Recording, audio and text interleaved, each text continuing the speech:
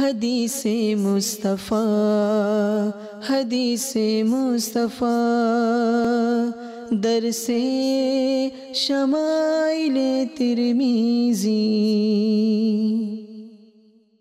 अल्हम्दुलिल्लाहि रब्बिल आलमीन वस्सलातु वस्सलामु अला सय्यिदिल अंबियाइ वल मुरसलीन अम्मा बाद फ़अऊज़ु बिल्लाहि मिनश शैतानिर रजीम बिस्मिल्लाहिर रहमानिर रहीम अस्सलातु वस्सलामु अलैका या रसूलल्लाह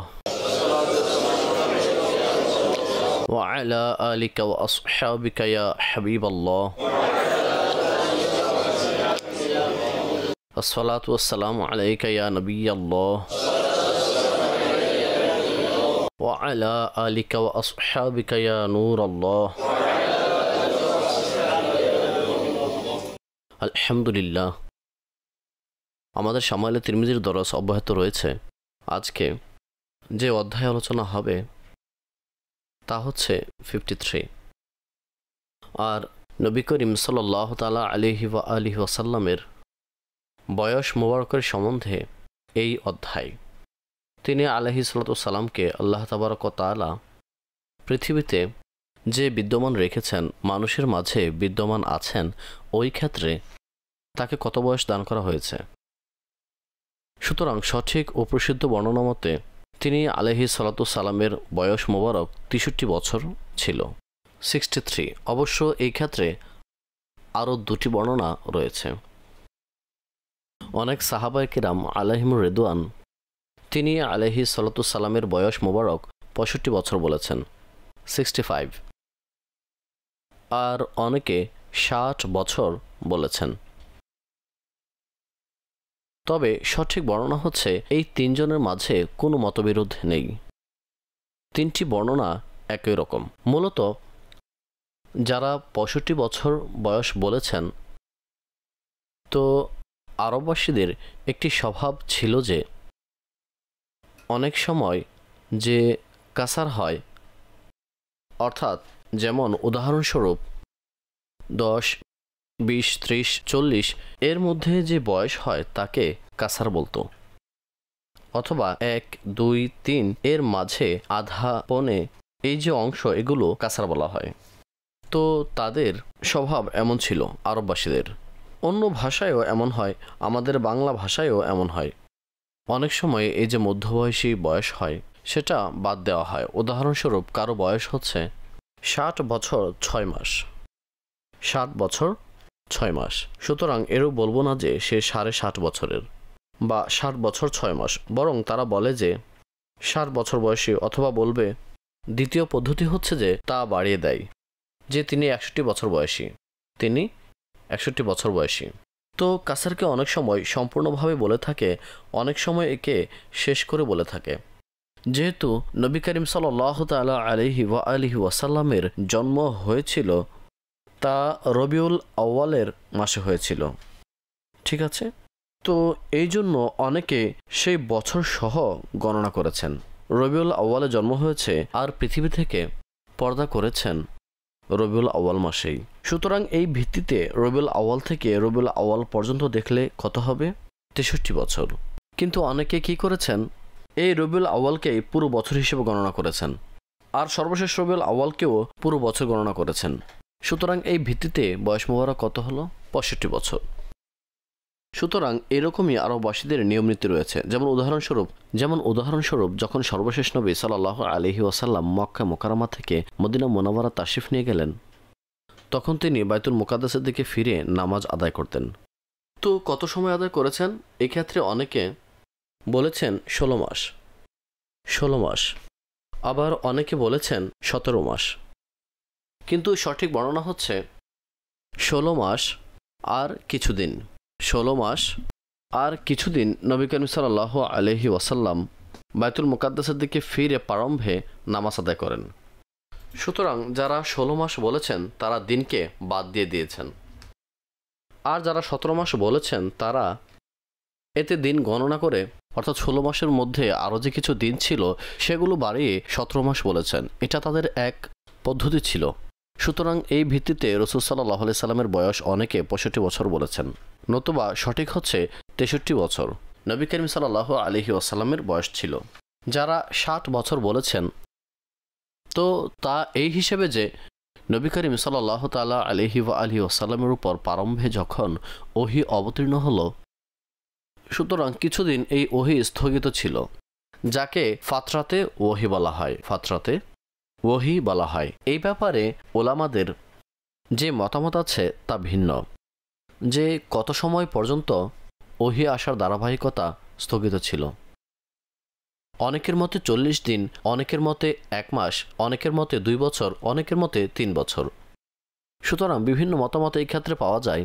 সুতরাং যারা এরকম বলেছেন নবী করিম সাল্লাল্লাহু তাআলা আলাইহি ওয়াসাল্লামের 60 বছর বয়স ছিল, যেমন শেষ দিকে পাওয়া যায় যে 40 বছর বয়সে আল্লাহ তাবারক ওয়া তাআলা তাকে তাবলীগের আদেশ দিয়েছেন, প্রেরণ করেছেন।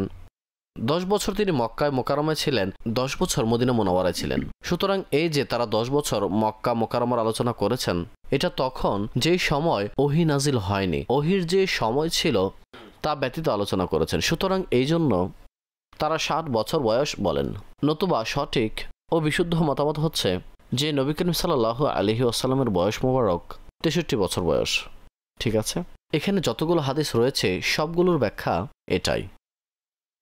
ইরশাদ করেন, বাবু মা জাআ ফি সিন্নি রাসূলিল্লাহি সাল্লাল্লাহু তাআলা আলাইহি ওয়া আলিহি ওয়াসাল্লাম। সর্বশেষ নবী সাল্লাল্লাহু তাআলা আলাইহি ওয়া আলিহি ওয়াসাল্লামের বয়স মুবারক প্রসঙ্গে হাদিসে মুবারাকার এই অধ্যায়। حدثنا أحمد بن منيع قال حدثنا روح بن عبادة قال حدثنا زكريا بن إسحاق قال حدثنا عمرو بن دينار عن ابن عباس رضي الله تعالى عنهما قال مكث النبي صلى الله تعالى عليه وسلم ببكة 13 سنة يوحى إليه وبالمدينة 10 وتوفي وهو ابن 63। অর্থাৎ হযরত ইবনে আব্বাস রাদিয়াল্লাহু তাআলা আনহুমা ইরশাদ করেন, নবী করিম সাল্লাল্লাহু তাআলা আলাইহি ওয়া আলিহি ওয়াসাল্লাম মক্কায়ে মুকাররমায় 13 বছর ছিলেন, আর তিনি আলাইহি সালাতু সালামের উপর ওহী অবতীর্ণ হতো। অর্থাৎ এই 13 বছর ওহী আসত, কিন্তু মাঝখানে এই ওহীর ধারাবাহিকতা বন্ধ ছিল। সুতরাং তারা সেই ওহীর অংশকে বাদ দিয়েছেন, আর অনেকে ওহী সহ আলোচনা করেছেন।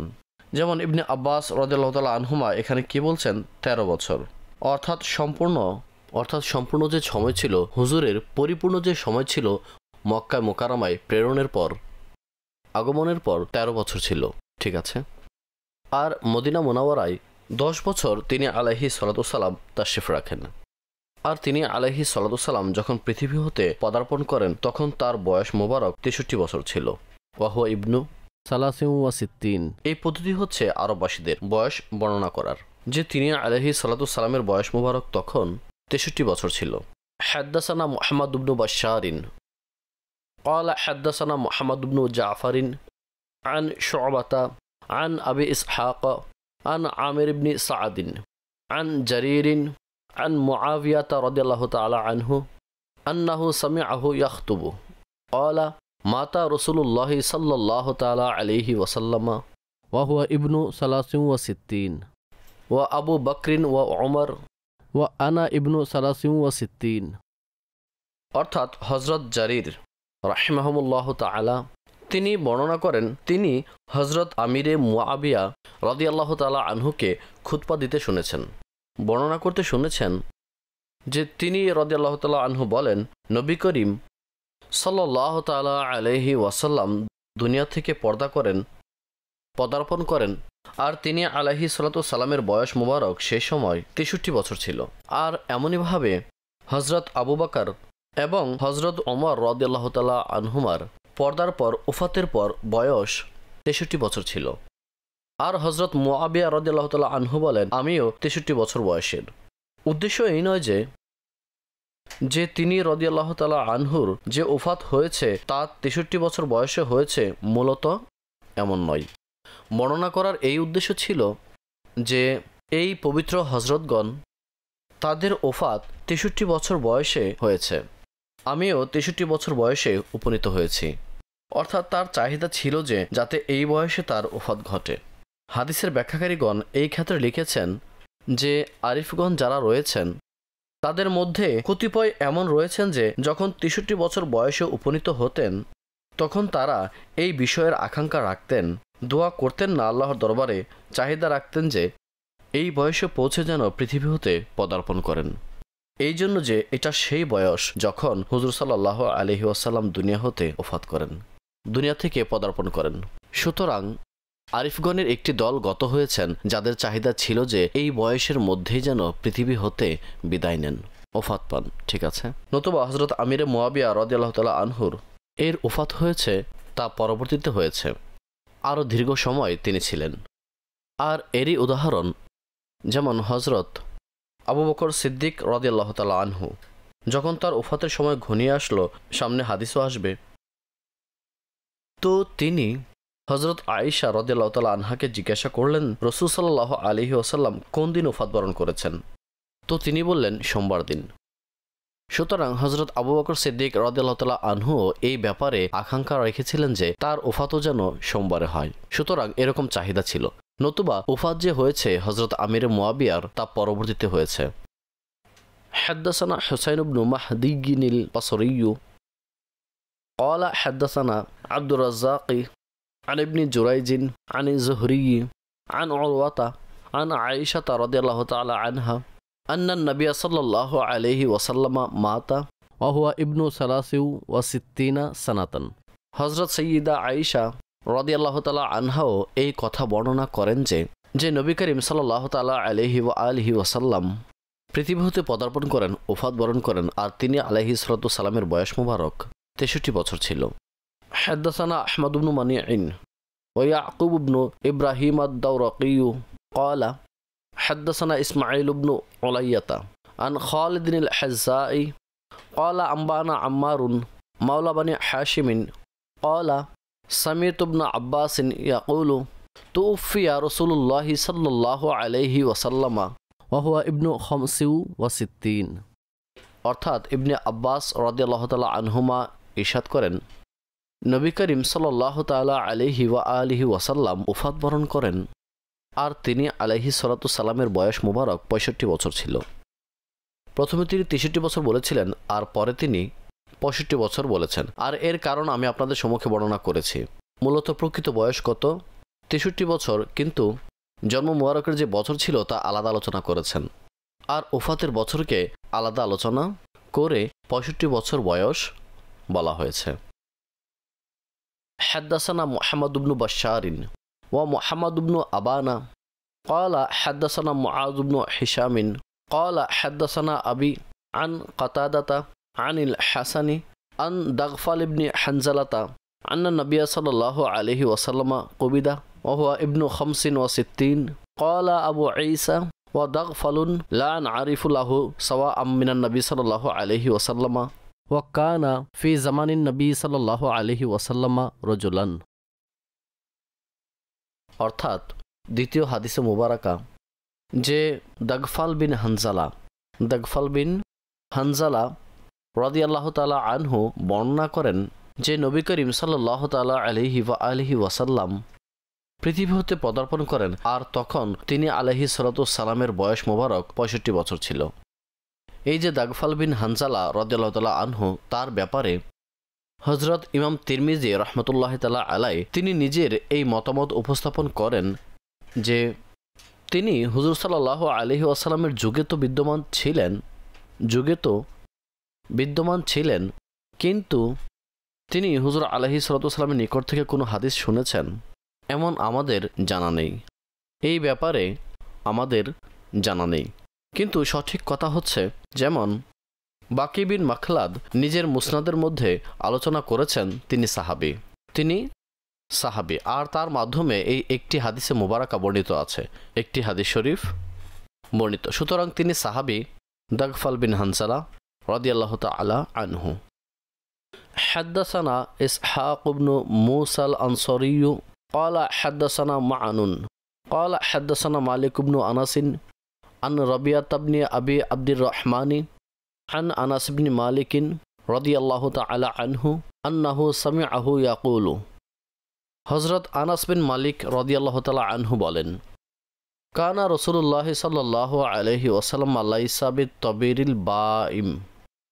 হুজুর আলাইহি সালাতু সালামের মোবারক কাঁধ অনেক লম্বা ছিল না, অনেক লম্বা ছিল না। ওয়ালা বিল কসির, আর হুজুর আলাইহি সালাতু সালামের কাঁধ মোবারক ছোট ছিল না, না ছোট কাঁধ ছিল না খুব বেশি বড় লম্বা কাঁধ ছিল, মধ্যমাকৃতির কাঁধ ছিল, মধ্যমা কাঁধ বিশিষ্ট ছিল। অবশ্য দুটি কথা এখানে রয়েছে। নাম্বার এক হচ্ছে যে যদিও তিনি আলাইহিস সালাতু সালামের কাঁধ মোবারক মধ্যমা বিশিষ্ট ছিল, কিন্তু অল্প একটু লম্বা কাঁধ বিশিষ্ট ছিল, অল্প একটু লম্বা কাঁধ বিশিষ্ট ছিল। এক হচ্ছে একদম যাকে আমরা লম্বা কাঁধ বিশিষ্ট বলে থাকি, একটা হচ্ছে যাকে আমরা ছোট কাঁধ বিশিষ্ট বলে থাকি, আর এক হচ্ছে মধ্যমা, কিন্তু তার থেকে হালকা একটু উঁচুর দিকে ধাবিত কাঁধ হয়ে থাকে। সুতরাং প্রিয় নবী সাল্লাল্লাহু আলাইহি সাল্লামের কাঁধ মোবারক মধ্যমা বিশিষ্ট ছিল, কিন্তু হালকা উঁচুর দিকে ছিল। দ্বিতীয় কথা হচ্ছে যদিও বা হুজুর সাল্লাল্লাহু আলাইহি সাল্লামের কাঁধ মোবারক অনেক বেশি লম্বা ছিল না, যেমন সাধারণ মানুষের ক্ষেত্রে আমরা বলি লম্বা কাঁধ বিশিষ্ট, লম্বা কাঁধ বিশিষ্ট, অনেক লম্বা, কিন্তু হুজুর আলাইহিস সালাতু সালামের ব্যাপার এরকম ছিল না। এই জন্য যে আল্লাহ তাআলা হুজুর আলাইহিস সালাতু সালামকে প্রত্যেক বস্তুতে সংযম দান করেছেন। অবশ্য মুজদা স্বরূপ তিনি আলাইহিস সালাতু সালামের সম্ভ্রমের কারণে যখনই হুজুর আলাইহিস সালাতু সালাম মানুষের মাঝে আসতেন, তখন কেউ যতই লম্বা কাঁধ বিশিষ্ট থাকুক না কেন, হুজুর আলাইহিস সালাতু সালামকে তার চেয়ে লম্বাই মনে হতো। তিনি আলাইহিস সালাতু সালামের চেয়ে লম্বা কাউকে মনে হতো না। এটা আল্লাহ তাবারক ওয়া তাআলা হুজুর আলাইহিস সালাতু সালামকে মুজিজা দান করেছিলেন। বাকি এই ব্যাপারে বিস্তারিত আলোচনা এই শামাইলে তিরমিজির পূর্বের অধ্যায়ে আলোচনা হয়েছে, অর্থাৎ পূর্বের অধ্যায়ই সর্বশেষ নবী সাল্লাল্লাহু আলাইহি সাল্লামের দেহ মুবারকের বৈশিষ্ট্যের প্রসঙ্গে। ঠিক আছে। আরও ইরশাদ করেন হযরত আনাস বিন মালিক রাদিয়াল্লাহু তাআলা আনহু, ওয়ালা বিল আবিয়াদি আমহাকি, নবী করিম সাল্লাল্লাহু তাআলা আলাইহি ওয়া আলিহি ওয়াসাল্লামের রং মুবারক একেবারে হোয়াইট ছিল না, সাদা ছিল না, ওয়ালা বিল আদম, আর না তিনি আলাইহিস সালাতু সালামের যে রং মুবারক ছিল তা গমের রং ছিল, অর্থাৎ শ্যামলা বর্ণেরও ছিল না। সুতরাং আল্লাহ তাবারক ওয়া তাআলা হুজুর সাল্লাল্লাহু তাআলা আলাইহি ওয়া আলিহি ওয়াসাল্লামকে যে রং মুবারক দিয়েছিলেন, এই প্রসঙ্গে সাহাবায়ে কিরাম আলাইহিমুর রিদওয়ানদের যে বর্ণনা রয়েছে তাদের বর্ণনা ভঙ্গি ভিন্ন ছিল, কিন্তু উদ্দেশ্য একই। অনেকে তিনি আলাইহিস সালাতু সালামের রং মুবারক বলেছেন সাদা, অনেকে তিনি আলাইহিস সালাতু সালামের রং মুবারক সম্পর্কে বলেছেন লাল, অনেকে তিনি আলাইহিস সালাতু সালামের রং মুবারক সম্পর্কে বলেছেন আজহারুল লাউন, চমকপ্রদ রং। তো মূলত নবী করিম সাল্লাল্লাহু তাআলা আলাইহি ওয়াসাল্লামের রং মুবারক সাদা ছিল, বা মুশরাবান বিল আহমার ইয়াবিল হুমরা। তিনি আলাইহিস সালাতু সালামের রং মুবারক সাদা ছিল, কিন্তু তাতে লালচে রং মিশ্রিত ছিল, অর্থাৎ এক হচ্ছে না তীব্র গাঢ় রং হয়ে থাকে, অর্থাৎ গাঢ় একদম সাদা হয়ে থাকে। সুতরাং তা অনেক সময় দেখতে সুন্দর দেখায় না। তো এরকম ছিল না। অনেকে একেবারে লাল, সুতরাং তাও এত সুন্দর দেখায় না। কিন্তু সৌন্দর্যের যে রং তা হচ্ছে সাদা রং থাকে, আর তাতে লালচে রং চমকায়। ঠিক আছে, যা লালচে রং দেখা যায়। ঠিক আছে না? সুতরাং অনেক ক্ষেত্রে কি হয়, লালচে দেখায়। তো আল্লাহ তাআলা কুদরতিভাবে নবী করিম সাল্লাল্লাহু আলাইহি ওয়াসাল্লামকে এই রং দান করেছিলেন, যা সাদা ছিল কিন্তু তাতে লালচে রং মিশ্রিত ছিল। আর এটিকে পৃথিবীতে উত্তম রং বলা হয়। অর্থাৎ দুনিয়াবী ক্ষেত্রে কারো চেহারা এই ধরনের হয়ে থাকলে তা খুব সুন্দর রং বলা হয়ে থাকে। আর জান্নাতের মধ্যে যে সুন্দর রং হবে তা গোল্ডেন হবে, অর্থাৎ তাতে সোনালি রং হয়, তা চমকপ্রদ হয়। সুতরাং আল্লাহ তাআলা হুজুর আলাইহিস সালাতু সালামকে পৃথিবীতে যে রং দান করেছিলেন তার মাঝে এই জান্নাতি রঙের ঝলক দেখা যেত। অর্থাৎ পৃথিবীতেই আল্লাহ তাবারক ওয়া তাআলা হুজুর আলাইহিস সালাতু সালামের মোবারক রংকে দুনিয়াবী ক্ষেত্রেও সবচেয়ে উত্তম রং দান করেছেন, আর পৃথিবীতেই আখিরাতের উত্তম রং প্রদান করেছেন। এই জন্য অনেক সাহাবায়ে কিরাম আলাইহিমুর রিদওয়ান তিনি আলাইহিস সালাতু সালামের রং মোবারককে আজহারুল লাউন বলেছেন, অর্থাৎ চমকদার রঙের অধিকারী। সেই চমকদার রঙের প্রতি লাখো সালাম। ঠিক আছে। আরও ইরশাদ করেন হযরত আনাস বিন মালিক রাদিয়াল্লাহু তাআলা আনহু, ওয়ালা বিল জাআদিল কতিত। আর নবী করিম সাল্লাল্লাহু তাআলা আলাইহি ওয়া আলিহি ওয়াসাল্লামের মুবারক চুল তা অনেক বেশি কোঁকড়ানো ছিল না, কোঁকড়ানো এমন ছিল না। ওয়ালা বিস সাবিত, আর না তিনি আলাইহিস সালাতু সালামের চুল মুবারক একদম সোজা ছিল। অর্থাৎ এক ধরনের চুল হয় যেমন অনেক বেশি কোঁকড়ানো থাকে, প্রত্যেক পাশে কোঁকড়ানো চুল থাকে, বা কোঁকড়ানো অথবা অনেক বেশি কোঁকড়ানো থাকে। অনেকের এমন কোঁকড়ানো চুল থাকে যা পেঁচিয়ে যায়, আর অনেকের একদম সোজা চুল হয়ে থাকে। সুতরাং নবী করিম সাল্লাল্লাহু আলাইহি ওয়াসাল্লামের না একদম সোজা চুল ছিল, আর না অনেক বেশি কোঁকড়ানো ছিল, বরং তিনি আলাইহিস সালাতু সালামের চুল মুবারক হালকা একটু পেঁচানো ছিল, অল্প একটু তিনি আলাইহিস সালাতু সালামের চুল মুবারক কোঁকড়ানো ছিল, যা দ্রষ্টার দৃষ্টিতে সৌন্দর্যময় লাগে। বাআসাহুল্লাহু তাআলা আলা রাসি 40 সানাতান, তিনি আলাইহিস সালাতু সালামকে আল্লাহ তাআলা 40 বছর বয়সে প্রেরণ করেন। অর্থাৎ তাবলীগে আহকামকে পৌঁছানোর, নিজ রিসালাতের ঘোষণা প্রদানের জন্য, মানুষদেরকে দ্বীনের প্রতি আহ্বানের জন্য হুকুম ইরশাদ করেন। নতুবা তিনি আলাইহিস সালাতু সালাম কুনতু নবিয়ান ওয়াল আদামু বাইনাল জাসাদি ওয়ার রূহ, আমি তখনও নবী ছিলাম যখন আদম আলাইহিস সালাম রূহ এবং দেহের মধ্যবর্তী স্থানে ছিলেন। তিনি সর্বপ্রথম নবীও এবং সর্বশেষ নবীও, নবীর মধ্যে সর্বপ্রথম এবং নবীগণের মধ্যে সর্বশেষও। সুতরাং এখানে বাআসাহুল্লাহু আলা রাসি 40 সানাতান এর দ্বারা উদ্দেশ্য হচ্ছে তিনি আলাইহিস সালাতু সালামকে দ্বীন প্রচারের আদেশ এই বয়সে প্রদান করা হয়েছে, রিসালাতের ঘোষণা এই বয়সে দেওয়া হয়েছে। ফাআকামা বিমাক্কাতা 10 সিনিন, তিনি আলাইহিস সালাতু সালাম মক্কায় 10 বছর ছিলেন, অথচ তিনি মক্কায় মুকাররমায় নবুয়ত ঘোষণার পর 13 বছর ছিলেন। সুতরাং উদ্দেশ্য হচ্ছে ওহী যখন অবতীর্ণ হয়নি সেই দিনগুলো বাদ দিয়ে এই 10 বছর বলা হয়েছে। অবিল মদিনাতিয়া 10 সিনিন, আর তিনি আলাইহিস সালাতু সালাম মদিনা মুনাওয়ারায় 10 বছর ছিলেন। ওয়া তাওয়াফাহুল্লাহু আলা রাসি 60 সানাতান, আর 7 বছর বয়সে আল্লাহ তাবারক ওয়া তাআলা তাকে ওফাত প্রদান করেছেন। অর্থাৎ 7 বছর বয়স। হযরত আনাস রাদিয়াল্লাহু তাআলা আনহু বলছেন বিষয়টি একদম স্পষ্ট, 3 বছর বাদ দিয়ে এই ক্ষেত্রে 60 বছর, নতুবা আসল বয়স কত? 63 বছর। ওয়া লাইসা ফি রাহসিহি ওয়া লিহিয়াতিহি 20 শা'রাতান বাইদা, আর তিনি আলাইহিস সালাতু সালামের চুল মুবারক এবং দাড়ি মুবারক ওই সময় অর্থাৎ 63 বছর বয়স হয়ে গিয়েছিল, তা সত্ত্বেও 20টি চুলও তিনি আলাইহিস সালাতু সালামের সাদা হয়নি। ঠিক আছে, সবগুলো চুল কালো রঙের ছিল, ব্ল্যাক রং ছিল। অবশ্য অল্প কিছু চুল তা হোয়াইট হয়েছিল, সাদা হয়েছিল। এক্ষেত্রে সংখ্যা ভিন্ন, কেউ 11 বলেছেন, কেউ 10 বলেছেন, কেউ 17 বলেছেন, কিন্তু এই ক্ষেত্রে একমত যে 20 এর কম ছিল। ঠিক আছে। হাদ্দাসানা কুতাইবাহ ইবনে সাঈদ আন মালিক ইবনে আনাস আন রাবিয়া ইবনে আবি আব্দুর রহমান আন আনাস ইবনে মালিক নাহওয়াহু। আলহামদুলিল্লাহ, এই অধ্যায় আমরা পূর্ণ করলাম নবী করিম সাল্লাল্লাহু আলাইহি ওয়াসাল্লামের বয়স মোবারক প্রসঙ্গে।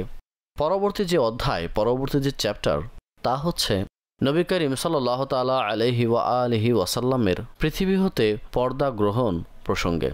যে তিনি আলাইহিস সালাতু সালামের যখন পৃথিবীতে শুভাগমন হয়েছিল তখন চারিদিকে নূরই নূর ছিল। যখন তিনি আলাইহিস সালাতু সালাম মদিনা মুনাওয়ারায় তাশরিফ নিয়ে আসলেন, তো হযরত আনাস বিন মালিক রাদিয়াল্লাহু তাআলা আনহু বলেন, মদিনা মুনাওয়ারা আলোয় আলোকিত হলো, নূরই নূর হলো। কিন্তু যখন তিনি দুনিয়া হতে পদার্পণ করলেন তখন কি পরিস্থিতি ছিল, এই বিষয়টি ইমাম তিরমিজি রাহমাতুল্লাহি তাআলা আলাইহি বিস্তারিতভাবে এই অধ্যায়ে আলোচনা করছেন। অনেক হাদিস মুবারাকা তিনি হুজুর আলাইহিস সালাতু সালামের পৃথিবী হতে পর্দা প্রসঙ্গে উল্লেখ করেছেন। ইরশাদ করেন, বাবু মা জাআ ফি ওয়াফাতি রাসূলিল্লাহি সাল্লাল্লাহু তাআলা আলাইহি ওয়া আলিহি ওয়াসাল্লাম। এই অধ্যায় নবী করিম সাল্লাল্লাহু তাআলা আলাইহি ওয়াসাল্লামের পৃথিবী হতে পদার্পণের, পৃথিবী হতে ওফাত গ্রহণের প্রসঙ্গে। এই অধ্যায় উক্ত বিষয়ক সম্পর্কিত হাদিস। হাদ্দাসানা আবু আম্মারিনিল হুসাইন ইবনু হুরাইসিন ওয়া কুতাইবাহ ইবনু সাঈদিন ওয়া গায়রু ওয়াহিদিন ক্বালু হাদ্দাসানা সুফিয়ান ইবনু উয়াইনাতা আন যুহরি আন আনাস ইবনে মালিক রাদিয়াল্লাহু তাআলা আনহু ক্বালা আখিরু নজরাতিন নজরতুহা ইলা রাসূলিল্লাহি সাল্লাল্লাহু আলাইহি ওয়াসাল্লাম কাশফাস সাতারতি ইয়াউমাল ইসনাইনি فنظرت إلى وجهه كأنه ورقة مصحف والناس خلف أبي بكر فكاد الناس أن يضطربوا فأشار إلى الناس أن اثبتوا وأبو بكر يؤمه وألقى السجف وتوفي رسول الله صلى الله عليه وسلم من آخر ذلك اليوم। অর্থাৎ হযরত আনাস বিন মালিক রাদিয়াল্লাহু তাআলা আনহু বলেন যে সর্বশেষ দৃষ্টি অর্থাৎ সর্বশেষবার আমি নবী করিম সাল্লাল্লাহু তাআলা আলাইহি ওয়া আলিহি ওয়াসাল্লামের জিয়ারত করেছি, তো এটা সেই অবস্থা ছিল, সেই সময় ছিল যখন সোমবারের দিন নবী করিম সাল্লাল্লাহু তাআলা আলাইহি ওয়া আলিহি ওয়াসাল্লাম নিজ মুবারক হুজরার পর্দা উঠালেন। তখন আমি তিনি আলাইহিস সালামের চেহারা মুবারকের দিকে দেখলাম।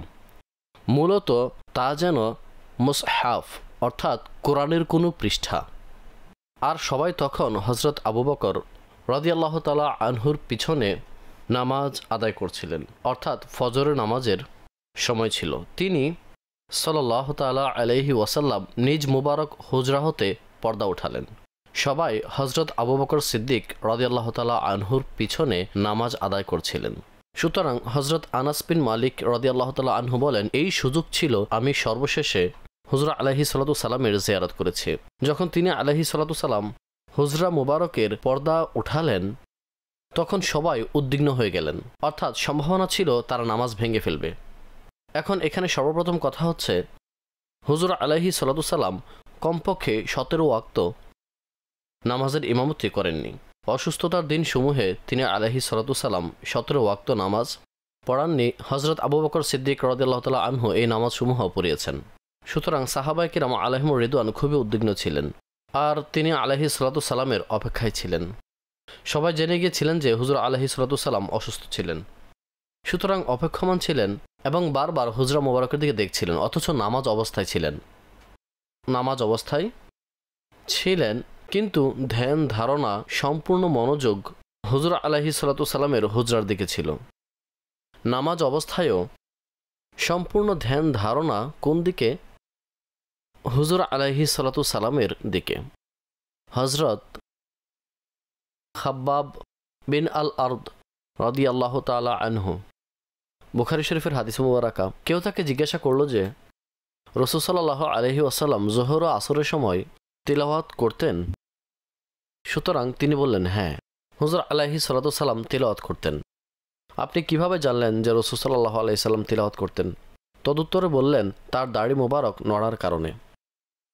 যখন তিনি তিলাওয়াত করতেন তখন দাড়ি মোবারক নড়াচড়া করত, নড়তে থাকতো, এর দ্বারা বোঝা যেত। এর দ্বারা উদ্দেশ্য হচ্ছে যোহরে আসরে যখন তারা হুজুর আলাইহিস সালামের পিছনে থাকতেন তখন তার দিকে দেখতেন। তো নবী করিম সাল্লাল্লাহু আলাইহি ওয়াসাল্লামের চেহারা মুবারকের দিকে নামাজ অবস্থায় দেখা, তার স্মরণ আসা, এটি নামাজকে অসম্পূর্ণ নয় বরং পূর্ণ করে দেয়, বরং পরিপূর্ণ ও সম্পূর্ণ করে দেয়। হুজুর আলাইহিস সালামের স্মরণ, তিনি আলাইহিস সালামের খেয়াল হযরত রাইসুত তাহরির আল্লামা আরশাদুল কাদেরী রহমতুল্লাহি তাআলা আলাই হায়দ্রাবাদের এক স্থানে বয়ান করেছিলেন আর বলেছিলেন, আজ আমি ঈশার নামাজ আদায় করেছি। তো মেহরাবের ভিতর স্টিকার লাগানো ছিল আর তাতে লেখা ছিল, ওয়াহ কিয়া বাত মদিনে কি। তো আমার সম্পূর্ণ নামাজ কান্নারত অবস্থায় কেটেছে। সুতরাং লোকেরা বলল, আপনি নামাজের ভিতরে এমন করছিলেন, তো নামাজ তো অসম্পূর্ণ হয়ে গেছে। বললেন, তাতেই তো নামাজ পূর্ণ হলো। মদিনা অর্থাৎ মদিনাওয়ালা স্মরণ এসেছে, তার স্মরণে কান্না করেছি। তো হুজুর আলাইহিস সালাম এর স্মরণ যে আছে তা ইচ্ছাকৃতভাবেই সাহাবায়ে কেরাম আলাইহিমুর রিদওয়ান করেছেন, আর সেই খেয়ালেই তারা মগ্ন ছিলেন। যখনই হুজুর আলাইহিস সালাম হুজরা মুবারকের পর্দা উঠালেন তো সাহাবায়ে কেরাম আলাইহিমুর রিদওয়ানের নজর ওই দিকে গেল। আর হযরত আনাস বিন মালিক রাদিয়াল্লাহু আনহু বলেন, যেন কোরআনের পৃষ্ঠা আমাদের সামনে চমকাচ্ছে। সুতরাং চমকপ্রদের ভিত্তিতে, আলোর ভিত্তিতে, নূরের ভিত্তিতে হজরত আনাস বিন মালিক রাদিয়াল্লাহু তাআলা আনহু নবী করিম সাল্লাল্লাহু আলাইহি ওয়াসাল্লামের চেহারা মোবারককে কোরআনের পেজ বলেছেন। ঠিক আছে, সবাই উদ্বিগ্ন হয়ে গেলেন, যেন নামাজই ভেঙে ফেলবে। তখন হুজুর আলাইহিস সালাতু ওয়াসাল্লাম ইশারা করলেন, নিজ স্থানে দাঁড়িয়ে থাকো। ফা আশারা ইলান নাসি আনিসবুতু, নিজ স্থানে দাঁড়িয়ে থাকো। তিনি আলাইহিস সালাম আনন্দিত হয়েছিলেন, আমি নামাজ পড়াইনি, তিনি নামাজ পড়াননি। তারপর হযরত আবু বকর সিদ্দিক রাদিয়াল্লাহু আনহু নামাজ পড়াচ্ছিলেন, সুতরাং তিনি তার ইমাম হওয়ার ব্যাপারে আনন্দিত। তার পিছনে নামাজ আদায় করছে, তার ইমাম হওয়ার ব্যাপারে সন্তুষ্ট। তো তিনি আলাইহিস সালাতু ওয়াসাল্লাম এর মাধ্যমে খুশি হলেন যে তারা এক স্থানে একত্রিত রয়েছে। হজরত আনাস বিন মালিক রাদিয়াল্লাহু তাআলা আনহু বলেন, হজরত আবু বকর সিদ্দিক রাদিয়াল্লাহু তাআলা আনহু ইমামতি করছিলেন। অতঃপর তিনি আলাইহিস সালাতু ওয়াসাল্লাম পর্দা মুবারককে, যা হুজরা মুবারকে ছিল, তা নিচে রাখলেন। আর বলছেন, ওই দিনই অর্থাৎ সোমবার দিন হুজুর আলাইহিস সালাতু ওয়াসাল্লাম ওফাত গ্রহণ করেন। দিনের শেষ বেলায় তিনি ওফাত গ্রহণ করেন। উদ্দেশ্য হচ্ছে, হুজুর আলাইহিস সালাতু ওয়াসাল্লামের যে ওফাত মুবারক হয়েছিল তা জোহরের কিছুক্ষণ পূর্বে হয়েছিল। সুতরাং এই ক্ষেত্রে হজরত আনাস রাদিয়াল্লাহু তাআলা আনহু বলেন, দিনের শেষ বেলায় তিনি আলাইহিস সালাতু ওয়াসাল্লামের ওফাত ঘটে। এই বিষয়ে আরও অনেক হাদিসে কারিমা বিদ্যমান রয়েছে। আরও একটি হাদিসে কারিমা শ্রবণ করি, অতঃপর আরও হাদিসে কারিমা আমাদের পরবর্তী এপিসোডে আলোচনা করব। ইরশাদ করেন, হাদ্দাসানা হুমায়দ ইবনু মাসআদাত আল বাসরি ক্বালা হাদ্দাসানা সুলাইম ইবনু আখদার আন ইবনে আউন عن إبراهيم عن الأسود عن عائشة رضي الله تعالى عنها قالت كنت مسندة النبي صلى الله عليه وسلم إلى صدري أو قالت إلى حجري فدعا بتست ليبول فيه ثم بال فمات। অর্থাৎ হযরত সাইয়্যিদা আয়েশা রাদিয়াল্লাহু তাআলা আনহা তিনি ইরশাদ ফরমান যে নবী করিম সাল্লাল্লাহু তাআলা আলাইহি ওয়া আলিহি ওয়াসাল্লাম আমার বক্ষে বা আমার পাশে হেলান দিয়েছিলেন। হুজুর আলাইহিস সালাতু ওয়াসাল্লামের মাথা মোবারক সেখানে ছিল। তো তিনি আলাইহিস সালাতু ওয়াসাল্লাম পাত্র চাইলেন, অর্থাৎ যাতে বউল করতেন, প্রস্রাব করতেন, আর তা অসুস্থতার দিনসমূহে। সুতরাং সেই বর্তন তিনি আলাইহিস সালাতু ওয়াসাল্লাম চাইলেন, তাতে পেশাব করলেন। আর তারপর নবী করিম সাল্লাল্লাহু তাআলা আলাইহি ওয়া আলিহি ওয়াসাল্লামের কিছু সময় অতিবাহিত হলো। আর যেমন পরবর্তী হাদিসে কারিমায় আসছে, তো হুজুর আলাইহিস সালাতু ওয়াসাল্লাম ওই দিনই পৃথিবী থেকে পর্দা গ্রহণ করেন। আল্লাহ রাব্বুল ইজ্জত জাল্লা ওয়া আলা নবী করিম সাল্লাল্লাহু তাআলা আলাইহি ওয়া আলিহি ওয়াসাল্লামের বরকত আমাদের সবাইকে দান করুক। তিনি আলাইহিস সালাতু ওয়াসাল্লামের নূর দ্বারা আমাদের কলবকে আর আমাদের কবরকে, আমাদের ঘরকে আল্লাহ তাবারক ওয়া তাআলা আলোকিত করুক। তিনি আলাইহিস সালাতু ওয়াসাল্লামের সুন্নত অনুযায়ী আমাদের চলার তৌফিক দান করুক। আমিন বিজাহিন নবীল আমিন সাল্লাল্লাহু তাআলা আলাইহি ওয়া আলিহি ওয়াসাল্লাম। हदीसे मुस्तफ़ा, हदीसे मुस्तफ़ा, दरसे शमाइले तिरमिज़ी।